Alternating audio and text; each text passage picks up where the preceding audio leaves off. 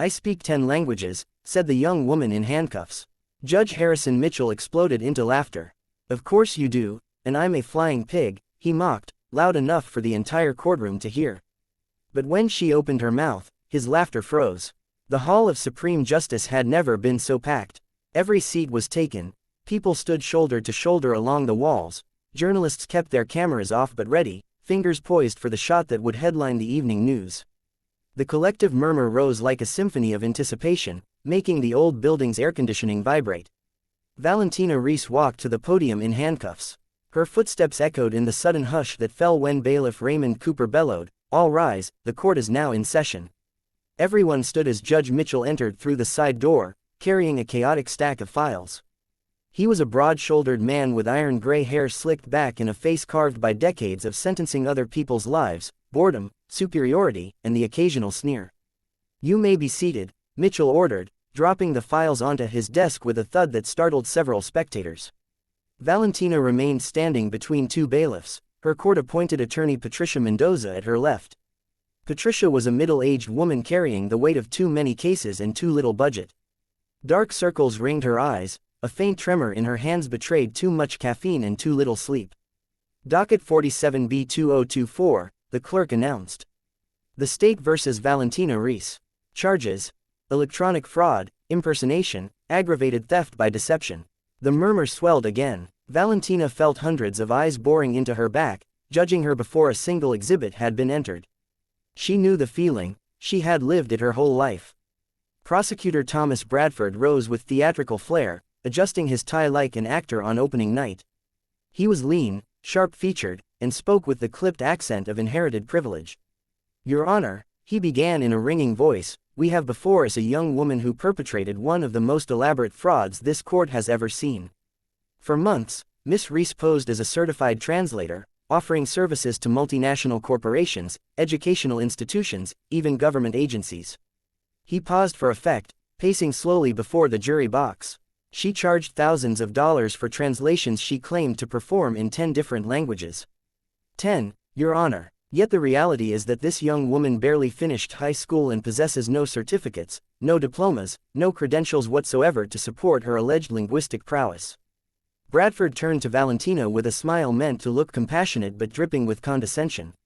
"We understand that economic desperation can lead people to poor choices, but fraud is fraud, regardless of motive."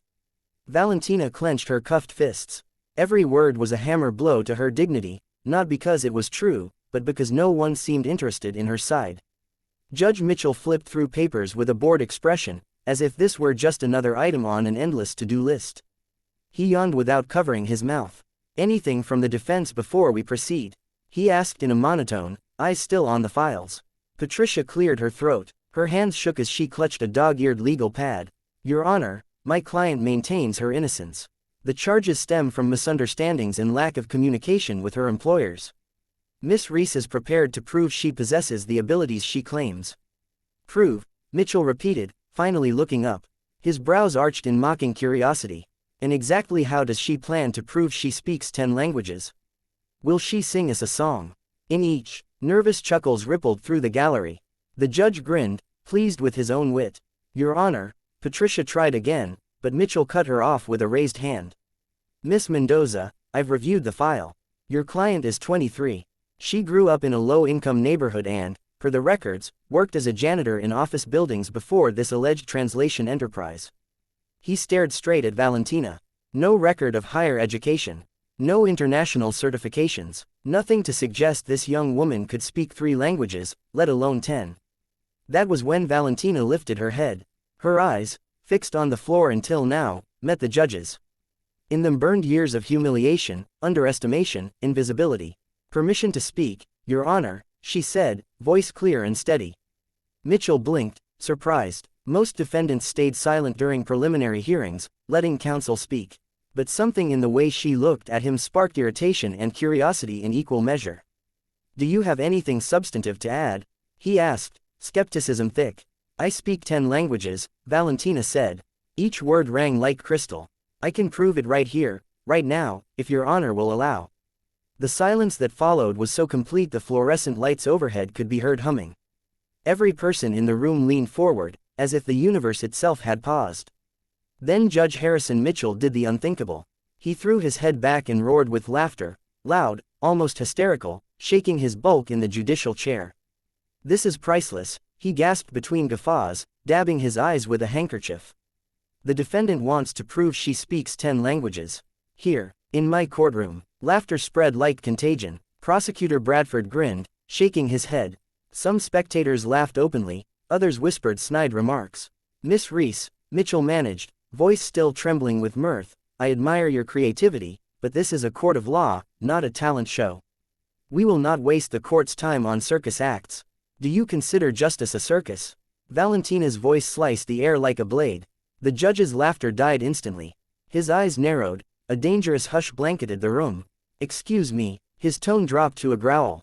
Valentina stepped forward, ignoring Patricia's warning tug on her sleeve. "With all due respect, Your Honor, you just laughed at me without hearing me out. You judged me without letting me present a defense. If that isn't a circus, I don't know what is." Bailiff Cooper moved to intervene, but the judge raised a hand to stop him. Mitchell leaned forward, elbows on the bench. "You have nerve, Miss Reese. I'll give you that, but nerve won't save you from the evidence." "Evidence lies," Valentina shot back. "Or rather, the people who interpreted it lied, because they never bothered to verify whether I can actually do what I said. And why should the state waste resources verifying the fantastical claims of someone clearly trying to evade consequences?" Bradford interjected from his seat. "Because it's your duty." Valentina turned to him, voice gaining strength. "Your duty to seek truth, not presume guilt based on prejudice." "Order." Mitchell banged his gavel. "Miss Reese, you're treading dangerous ground. I suggest you sit down before I cite you for contempt." Valentina drew a deep breath. Her heart pounded so hard she thought the whole room could hear it. But she would not back down. She had backed down her entire life. "Your Honor," Patricia jumped in, voice trembling but resolute. "I formally request permission for my client to demonstrate her linguistic abilities. If she can prove she speaks the languages she claims, it fundamentally alters the nature of this case." Mitchell stared at her in disbelief and irritation. "Miss Mendoza, are you seriously proposing we turn this courtroom into a language exam?" "I'm proposing we give my client due process," Patricia replied, finding courage she didn't know she had. "Isn't that what justice is?" The judge leaned back, his chair creaked under his weight. He studied Valentina for a long moment, eyes appraising her like a puzzle he couldn't solve. It wasn't just her boldness, it was the absolute certainty in her gaze. "Fine," he said at last, to the stunned gallery. "I'll give you the chance to make a public fool of yourself. But when you fail, and you will, I'll add contempt of court and obstruction of justice to your already impressive rap sheet." He turned to his clerk. "Contact the Foreign Languages Department at the State University. I want 10 professors, 1 expert for each language Miss Reese claims." An electric jolt shot through Valentina. Finally, someone would listen. "Miss Reese," Mitchell fixed her with the condescending smile he'd perfected over decades, "I hope you know what you're doing. Because when this is over, I won't just find you guilty of fraud, the whole world will know what a liar you are." "I'm not a liar," Valentina answered calmly. "And when this is over, you'll owe me an apology." The gallery erupted in scandalized whispers. No one, spoke to Judge Mitchell that way.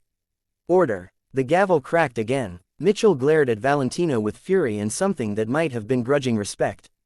"Hearing adjourned until the evaluators arrive. 3 days. And believe me, Miss Reese, those 3 days will be the last of your freedom for a very long time." As the bailiffs led her out, Valentina wondered whether she had just made the biggest mistake of her life, or taken the first step toward the vindication she craved. What she didn't know was that the coming days would unearth secrets that would change not only her fate but the fates of everyone in that room. The metallic slam of the closing doors sounded like thunder in Valentina's ears. The New Hope Pretrial Detention Center was a 3-story concrete box that smelled of industrial disinfectant mixed with human despair. White walls peeled at the corners, swallowing whatever natural light struggled through the narrow barred windows. Valentina walked the corridor flanked by 2 officers. Her handcuffs were off, but the oppression remained, heavier than any steel. Other detainees watched from their cells. Some with curiosity, others with the hollow stare that only long incarceration can forge. "Cell 47C, Officer Jessica Torres announced. She was young, professional, not unkind. She opened the metal door with a screech that echoed down the hall. You've got a cellmate, hope you get along. Valentina stepped inside, the door clanged shut behind her. The cell was tiny. 2 narrow bunks, a sink, a toilet with no privacy, and a window so high it only reminded them the outside world existed beyond reach. On the lower bunk, a woman in her 50s looked up from a tattered paperback. Carmen Estrada's face was etched with lines that told stories she would probably never share. Gray hair was pulled into a tight braid, her eyes, though tired, still held a spark of intelligence. "So you're the famous polyglot," Carmen said with a smile that didn't reach her eyes. "The whole block's talking about you. The girl who told off Judge Mitchell and lived to tell it." Valentina sat on the upper bunk, feeling the thin, hard mattress. She didn't answer right away. She was drained, physically, emotionally. The adrenaline from the hearing had evaporated, leaving a hollow ache. "I'm not famous," she said at last. "I'm just someone tired of being underestimated." Carmen gave a dry chuckle. "In here, we're all tired of something. Difference is, most of us gave up. You still got fire. Dangerous in a place like this." "Dangerous why? Because hope hurts worse than surrender." Carmen closed her book. "You really speak 10 languages?" Valentina nodded, staring at the stained ceiling. 11, actually. But nobody asked. 11. Carmen sounded genuinely intrigued. How does a girl your age speak 11 languages? For the first time in days, Valentina felt like talking. Maybe because Carmen looked at her without mockery or contempt. Maybe because in this cramped box they were just 2 human beings trying to survive. "My grandmother," Valentina began, voice softening with memory. "Grandma Lucia, she worked her whole life as a maid for diplomat families. Every time one family left, another arrived, Germans, French, Chinese, Russians, Arabs. She picked up bits of every language to communicate, to be indispensable." Carmen listened in silence. "When my parents died in a bus crash, I was 5. Grandma took me in and brought me to every house. While she cleaned, cooked, ironed, I sat with the kids. I played with them, ate with them, learned with them." Her voice wavered. "Families rotated every 2 or 3 years. Each time I made a friend, they left. Each time I mastered one language, a new family arrived with another. But I never stopped learning. It was my way of keeping those memories, those connections alive." "And your grandmother died 2 years ago, heart attack. 50 years of dawn to dusk work finally killed her." Valentina squeezed her eyes shut. "I was left alone, no formal education, no certificates to prove what I know, just languages in my head. No way to show they're real. So you started translating. I tried official agencies, but they all wanted university degrees, international certifications. No one would even let me prove what I could do." Frustration colored her words. "So I built my own business online. Charged less than big agencies, delivered flawless work. Then why are you here? Because someone decided it's impossible for a girl without a college degree to do what I do. They reported my services as fraud without ever checking the quality. And now I'm here, waiting to prove what I never should have had to prove." Footsteps interrupted. The door opened. Officer Torres appeared. "Reese, visitor, consult room." Valentina climbed down, puzzled. She hadn't called anyone. She had no one to call. The consult room was a small cube split by a metal table. Patricia Mendoza sat on the other side, but she wasn't alone. Beside her was an elegant woman Valentina didn't recognize, leather briefcase on the table. "Valentina, this is Dr. Elena Vasquez," Patricia introduced. "She's a forensic psychologist. Prosecutor Bradford requested a psych eval before the next hearing." Valentina's stomach knotted. "Why, Dr. Vasquez spoke in a calm, professional tone. "Standard procedure when a defendant exhibits unusual behavior. Your confrontation with Judge Mitchell raised concerns. Defending myself is unusual behavior.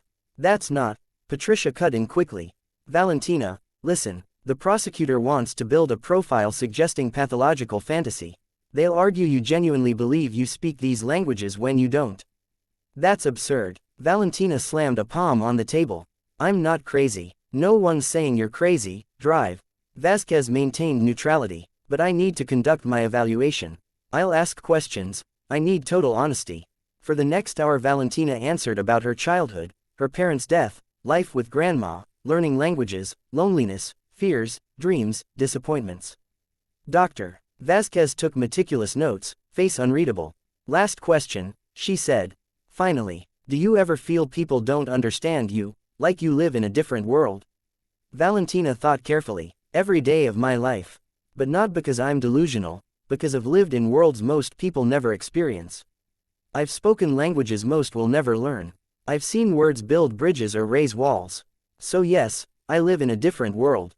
But it's real. As real as the bias that put me here. Dr. Vasquez closed her notebook. Thank you for your cooperation. I'll submit my report before the hearing. After she left, Patricia leaned close, expression grave. There's something else. Judge Mitchell didn't just contact the university for evaluators. He dug deeper into your past. What do you mean? Patricia pulled documents from her bag. When you were 17, you applied for a scholarship to the International Language Academy. Remember? Valentina nodded slowly. They rejected me, said my claims were unrealistic, too many languages for my age. Exactly. Mitchell is using it to argue you've been lying about your abilities for years. A pattern of fraudulent behavior. The room seemed to shrink around Valentina. Every time she reached forward, the system shoved her back.